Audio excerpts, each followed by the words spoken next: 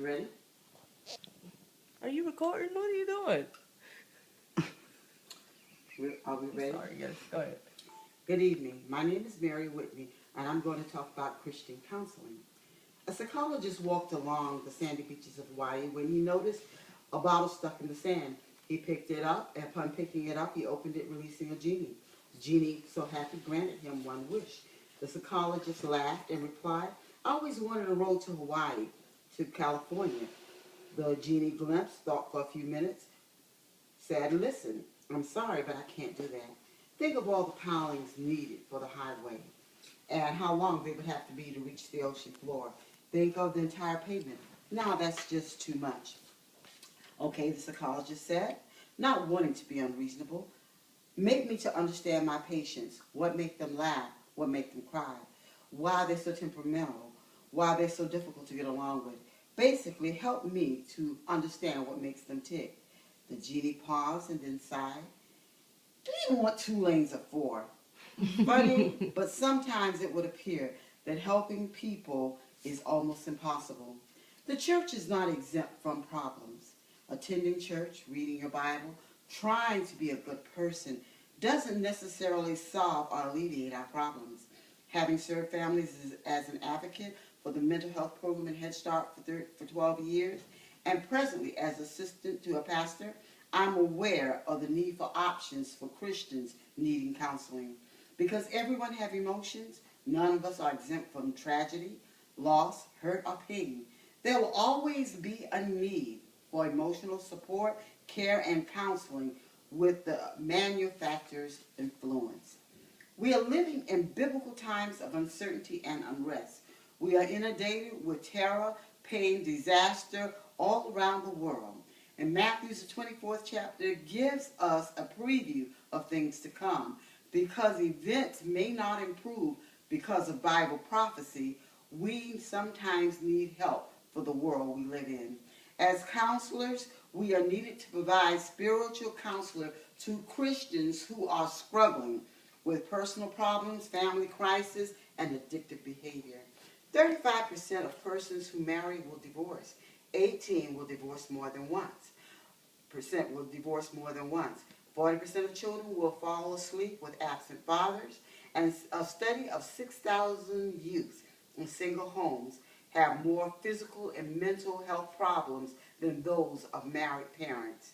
By the age 18, 1 in 3 girls and 1 in 6 boys will become sexually abused by someone they trust.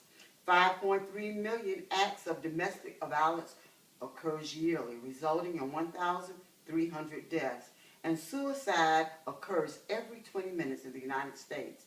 Alcoholism leads to 85,000 deaths and is blamed for 40% of the rapes. No, the church is not immune. But despite these facts, many needing help will not get it. Many Christians revolt when hearing the word mental health.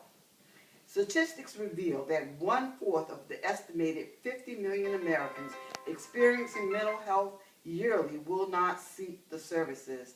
In recent surveys, Americans continue to fear people with mental illness.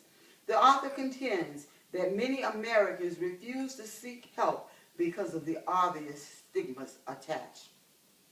Insurance companies add to the problem by making it difficult to receive the needed help.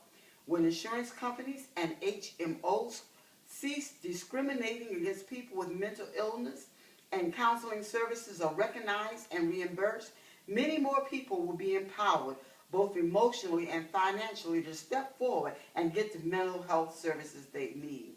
In the meantime, counselors must work to educate about mental illness, stigmas, and advocate for mental health services in their community. Even with those that are not challenged by mental health illnesses are often stressed. With every increasing world situations such as wars, catastrophes, weather, economical disasters, increasing crime and disease, study reveals that stress is a major concern to many people. On a scale of 1 in 10, where 1 is the least and 10 is the greater, more Americans, 4.9%, say that they are stressed. Almost 3/4, 72% of respondents say that their stress levels have increased or stayed the same within the past year. Only 20% said their stress levels have decreased, and 20% says that their stress is on a level of 8, 9, or 10 on the scale. In conclusion, one breezy day as a man walked along the beach, he observed a little girl who was throwing starfish that had washed ashore. After a few minutes of observing and noticing the starfish were continually being washed ashore, he approached the little girl, calling to her attention that she was waging a losing battle. Then the little girl smiled, picked up another, and threw it back into the ocean and said, "But it makes a difference to that one." We may not reach everyone's problem or be effective in every client's life, but if we help at least one child, the angels in heaven rejoice. So I ask you, why not make the difference to the one? Consider counseling for the Lord. Thank you.